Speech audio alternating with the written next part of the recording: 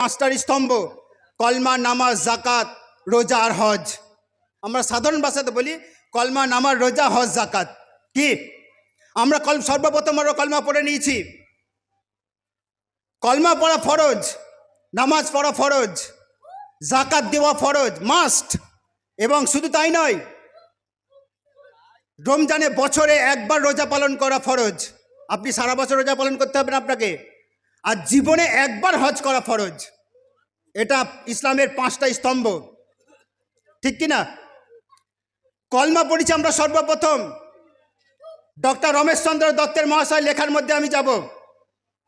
আর বেদের মধ্যে কলমা আসছে, কল্কি পুরাণের মধ্যে কলমা আসছে।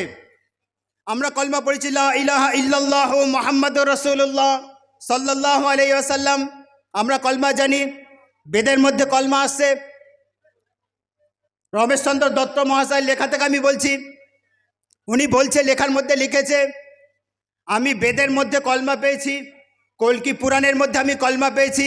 মুসলমানের কলমা কেমনভাবে এসেছে উনি বলছে, লা ইলাহা হরতি পাপম ইল্লা ইলাহা পরমপদম জন্ম বৈকুণ্ঠ পর পয়ন্তীত জপিনাম মোহাম্মদম। আমরা পড়ি লা ইলাহা ইল্লাল্লাহু মুহাম্মাদুর রাসূলুল্লাহ সাল্লাল্লাহু আলাইহি সাল্লাম। বেদ কিন্তু প্রাচীন গ্রন্থ, মনে রাখবেন কয়েক হাজার বছর আগে বেদ এসেছে। আর আমাদের কোরআন এসেছে 610 খ্রিস্টাব্দে, 610 সালে। এই 610-এর কয়েক হাজার বছর আগে হিন্দু ভাইদের ধর্মগ্রন্থ বেদ, এই বেদের মধ্যে আসছে লা ইলাহা হরতি পাপম। বলছে, উনি বলছে, আমার কাকু বলছে, রমেশচন্দ্র দত্ত মহাশয়, ডক্টর আপনার প্রশান্ত কুমার মহাশয় এবং ডক্টর হিরণময় ব্যানার্জি মহাশয়, ওনারা বলছে লা ইলাহা হরতি পাপম। বেদের মধ্যে কলমা পেয়েছি, অর্থাৎ লা ইলাহা পড়লে তার পাপ মার্জনা হয়ে যায়। হরতি পাপম, দেখেন মানেটা একটু বোঝা যাচ্ছে। আমরা কলমা পড়েছি লা ইলাহা ইল্লাল্লাহু মুহাম্মাদুর রাসূলুল্লাহ, প্লেনভাবে পড়েছি। কলমা যে দায়িত্ব দেয় মুসলমানের মাথার উপর, ঘাড়ে যে দায়িত্ব দিয়েছে আমাদের কলমা। তারপরে নামাজ পড়তে বলেছে কলমা, তারপরে আপনাকে রমজানে রোজা পালন করতে বলেছে আপনাকে। কলমার দায়িত্ব দিয়েছে আপনাকে জাকাত দেওয়ার জন্য, কলমার দায়িত্ব দিয়েছে আপনাকে জীবনে একবার হজ পালন করার জন্য, কলমা আপনাকে দায়িত্ব দিয়েছে আপনার ফিতরা দেওয়ার জন্য, কলমা আপনাকে দায়িত্ব দিয়েছে বড়দেরকে সম্মান করার জন্য, উলামাদেরকে ইজ্জত করার জন্য, কলমা আপনাকে দায়িত্ব দিয়েছে পিতামাতাকে সম্মান করার জন্য, পিতামাতার কথা শোনার জন্য, বিবিকে সম্মান করার জন্য, স্বামী স্ত্রীর মহাব্বত অটুট রাখার জন্য, আর অনেক কথা। তাহলে লা ইলাহা হরতি পাপম, কলমা পড়লে তার পাপ মার্জনা হয়ে যায়। ইল্লা ইলাহা পরমপদম, দেখুন আমি এই কারণে বলছি, ইসলাম ধর্মের সাথে মিল রয়েছে বলে কথাটা বলছি আমি, আপনি কিছু মনে করবেন না।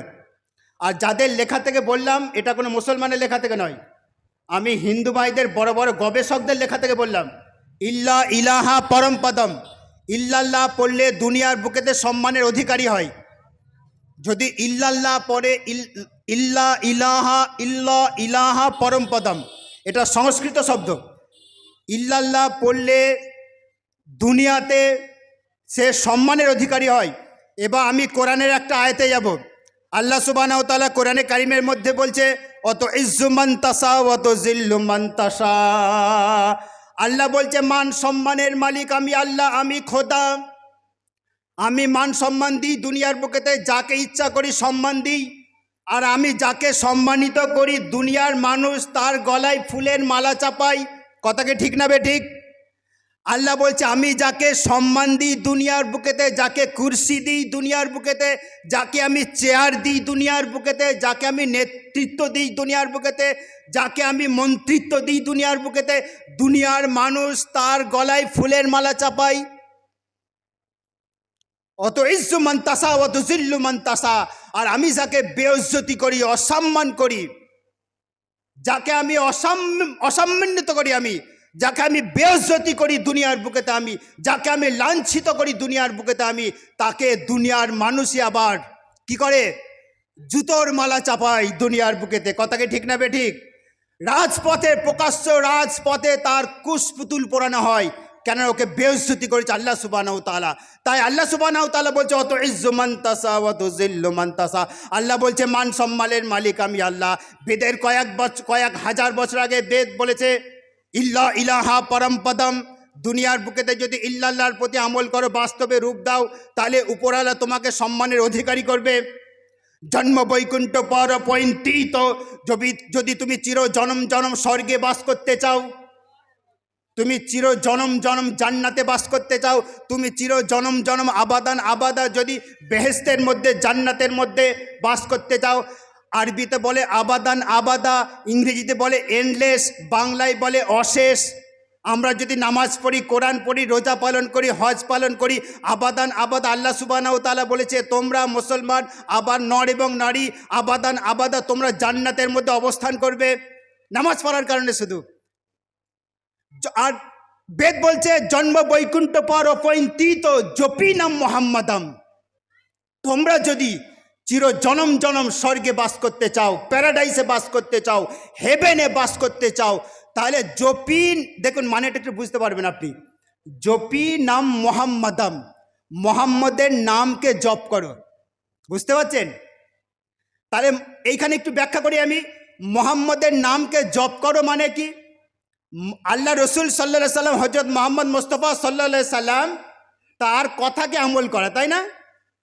অর্থাৎ আল্লাহ রসুল যে কথাগুলো বলেছে সেই কথার প্রতি আমল করা মানে হচ্ছে জপি নাম মোহাম্মদম। আমাকে ফুরফুরার এক হুজুর মরহুম সাইফুদ্দিন সিদ্দিকী, অনেকে হয়তো জানেন, আমার সাথে খুব সুসম্পর্ক ছিল। আমি একটু পরিচয় দিই, এখানে অনেক ফুরফুরা শিলসার লোক আছেন না? হাত তুলবেন, কে আছেন? আছেন? ছোট্ট একটা কথা বলি আপনাদের, সাইফুদ্দিন হুজুরকে চিনতেন তো? নাম শুনেছেন আপনি নিশ্চয়ই। মেজো হুজুর কেবলা, আমি তখন খুব ছোট, আমার দাদা আর আব্বা ছিল মেজো হুজুর কেবলার মুরিদান। আমি অবশ্য দেওবন্দ মাদ্রাসার মাওলানা পাস। আমি অনেক গিয়েছি সাইফুদ্দিন হুজুরের কাছে, উনি খুব আমাকে, যে এই কথাটা আমি এই কারণে বলছি, উনি আমাকে একটা খুব গুরুত্বপূর্ণ কথা বলতো, শুনুন আপনারা শুনুন, খুব মূল্যবান একটা কথা বলতো মরহুম সাইফুদ্দিন সিদ্দিকী রহমতুল্লাহ আলাইহি, যে মাওলানা আব্দুল হাকিম সাহেব যখন মুসলিম মিল্লাতকে বুঝাবে, কোরআন হাদিস তথাফিয় যুক্তি দিয়ে বোঝাবে, বিভিন্ন দরকার হলে বিভিন্ন গ্রন্থ দিয়ে বোঝাবে। এই জন্য আমি কথাটা বললাম, জন্ম বৈকুণ্ঠ পর পৈন্তিত জপি নাম মোহাম্মদম, অর্থাৎ আল্লাহ রসুলের কথাগুলোর প্রতি তোমরা আমল করো, এটা হচ্ছে ইসলাম। ওই জন্যে তারা বলেছে Islam that is the right religion, but most people do not know, ইসলাম সঠিক ধর্ম, কিন্তু অধিকাংশ মানুষ সেটা জানেন। আমরা মুসলমান কিন্তু জানতে পারিনি ইসলাম কি জিনিস, অথচ আমরা জন্মসূত্রে মুসলমান। মনে রাখবেন, যারা জন্মসূত্রে মুসলমান তাদের মধ্যে অধিকাংশেরই ইসলাম সম্পর্কে স্বচ্ছ ধারণা নেই। ইসলামের আলোকিত ঐতিহ্যের অংশীদার হওয়া এ যে চরম সৌভাগ্যের ব্যাপার, এ আমরা প্রায় ভুলতে বসেছি। আমরা জন্মসূত্রে মুসলমান, আমরা ইসলাম কি জিনিস জানি না, কোরআন কি জিনিস কিন্তু আমরা জানি না। আল্লাহ রসুল সাল্লাল্লাহু আলাইহি সাল্লামের খাওয়া থেকে নিয়ে শোয়া পর্যন্ত বিজ্ঞান ভিত্তিক ছিল, এটা আমরা জানিই না। আধুনিক বিজ্ঞানীরা আবিষ্কার করেছে, তারা জানেন আপনি? শুনুন, বর্তমানে আধুনিক বিজ্ঞান আবিষ্কার করেছে আল্লাহ রসুল বিশ্বনবীর প্রফেট মুহাম্মদ সাল্লাল্লাহু আলাইহি সাল্লামের খাওয়া থেকে নিয়ে শোয়া পর্যন্ত বিজ্ঞান ভিত্তিক ছিল। আল্লাহ রসুল সাল্লাল্লাহু আলাইহি সাল্লাম ডান কাতে শুতে বলেছে, তাই না? আজ বিজ্ঞানীরা, চিকিৎসা বিজ্ঞানীরা, বড় বড় ডাক্তাররা ডান কাতে শোয়ার রহস্য আবিষ্কার করেছে। ডান কাতে শুলে শারীরিক কি উপকার আছে, আমি ওই লাইনে বলবো না, টাইম শর্ট আছে। আল্লাহ রসুল সাল্লাল্লাহু আলাইহি সাল্লাম মধু খেতে, কালো জিরে খেতে ভালোবাসতো, এটা অনেকে জানেন। আল্লাহ রসুল সাল্লাল্লাহু আলাইহি সাল্লাম ফল খেতে ভালোবাসতো, এটা অনেকে জানেন। শসা, খেজুর এগুলো খেতে ভালোবাসতো, লাউ খেতে ভালোবাসতো আল্লাহর বিশ্বনবী সাল্লাল্লাহু আলাইহি সাল্লাম। আল্লাহ রসুল যতগুলো খাবার খেতে ভালোবাসতো, বর্তমানে চিকিৎসা বিজ্ঞানীরা, আধুনিক বিজ্ঞান মধুর ওপর গবেষণা করে, কালো জিরার ওপর গবেষণা করে, খেজুরের ওপর গবেষণা করে শসার ওপর, ফলের ওপর গবেষণা করে তার রহস্য বার করেছে যে প্রফেট মোহাম্মদ সাল্লাল্লাহু সাল্লাম এগুলো খেতে কেন ভালোবাসতো, মধু কি কি উপকার, কালো জিরে শারীরিক কি কি উপকার, শসা কি কি উপকার শারীরিক, এগুলো আজকে আবিষ্কার করেছে। আপনি জানেন না বলে তাই বিতর্ক করেন। আমরা মুসলমানরা কি জানি না? ওই জন্য ইসলাম ধর্মের শিক্ষা অর্জন করা, লেখাপড়া করা ফরজ করেছে আল্লাহ রসুল সাল্লাল্লাহু আলাইহি সাল্লাম। আপনি কেন বিতর্ক করেন বলুন তো? আপনি লেখাপড়া জানেন না বলে কিছু মনে করবেন না। দেখুন, ইসলাম মানে মুসলমানরা অধিকাংশ ম্যাক্সিমামটা লেখাপড়া থেকে পিছিয়ে আছি আমরা, অথচ আল্লাহ রসুল সাল্লাল্লাহু আলাইহি সাল্লাম বলছে ওয়াকালা নবী সাল্লাল্লাহু আলাইহি সাল্লাম তলিবুল ইলমু ফরিজাতুন আলা কুল্লি মুসলিমিন ওয়া মুসলিমাতিন আও কামা ক্বালা আলাইহিস সালাতু তাসলিম। প্রত্যেক মুসলিম নর এবং নারীর জন্য লেখাপড়া করা ফরজ, জ্ঞান অর্জন করা ফরজ, ইলিম অর্জন করা ফরজ।